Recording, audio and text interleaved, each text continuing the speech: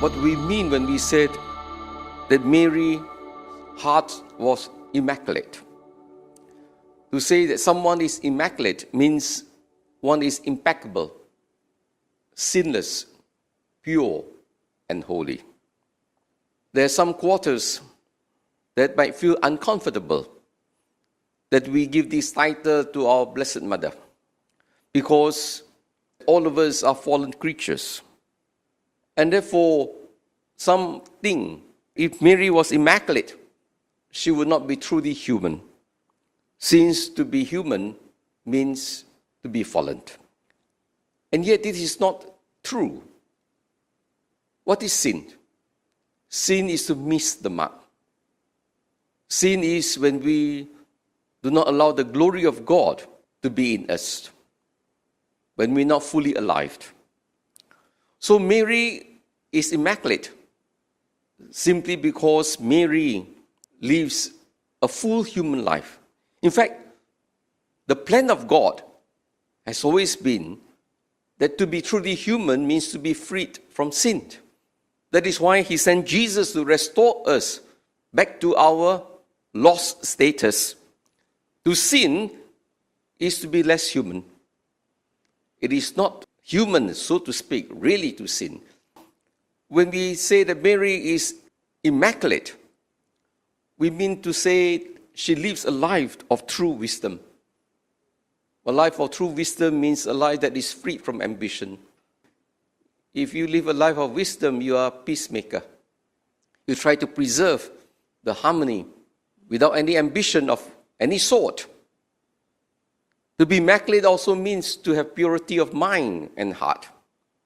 Again, we are told that Mary, she always thought the best of everyone, even her enemies. When Jesus was on the cross, Mary stood by silently, following her son Jesus, uttering, we can be sure, the very words that Jesus uttered, "Father, forgive them, for they know not what they were doing." She was not retaliative. Pure mind, pure heart, always thinks the best, even of evil people. Not judgmental, not condemning. Her purity of heart is also seen in a life of total dedication to the Lord. She was pure in accepting the will of God, in being the mother of Jesus.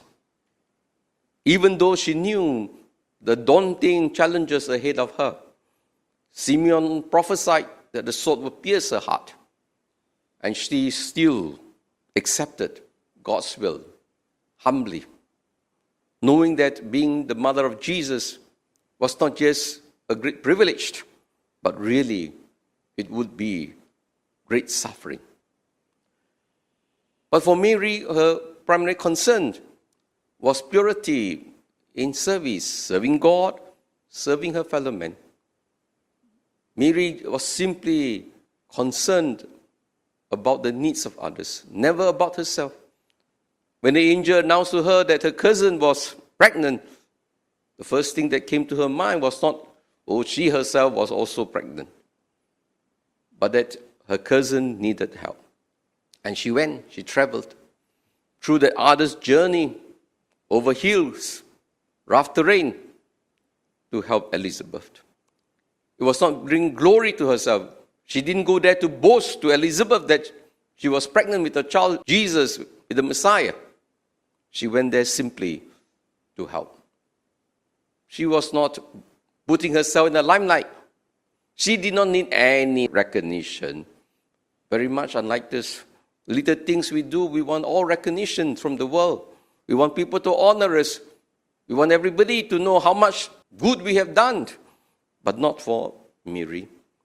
So long she has done something good, she was happy. No need any publicity of any sort. That was her purity in service and love. At the same time, it is good for us to take note. Purity of heart does not mean to say she was not anxious, she was not attached, she was truly human. Being human does not make her less perfect. In fact, she had the same emotions like anyone. Just like Jesus, when he was on the cross, that is being human, with emotions, with passion. And so, my dear brothers and sisters, at the end of the day also, we cannot make ourselves holy, but we can allow the grace of God to work in us. So the holiness is God working in Mary, and Mary was the one who said, "Let it be done to me according to your word." So if you want to grow in holiness, it is not using your efforts, your strength, as if you can attain holiness on your own merits. It is the grace of God. And so today, let us surrender ourselves to the Lord so that He can purify our mind and heart. He can truly help us to grow in holiness and give us peace and joy. How do you know you are holy? If you have no enemies in this world, then you know you are holy.